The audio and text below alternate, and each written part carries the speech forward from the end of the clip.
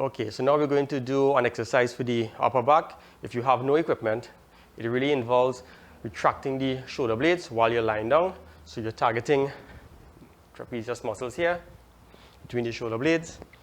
So lay down on your back like this. Both your elbows are into the floor. Head is planted.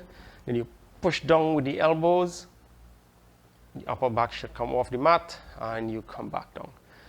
Push down with the elbows, feel the muscles between the shoulder blades squeeze, and you come back down.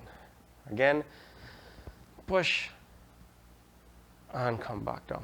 Okay, so it's a very short range movement, but the upper back really does leave the mat.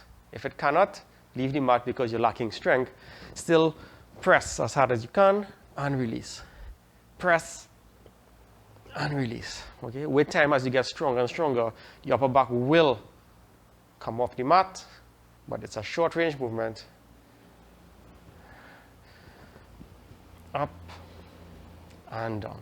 Okay, so that's a great exercise for the upper back if you have no equipment at all.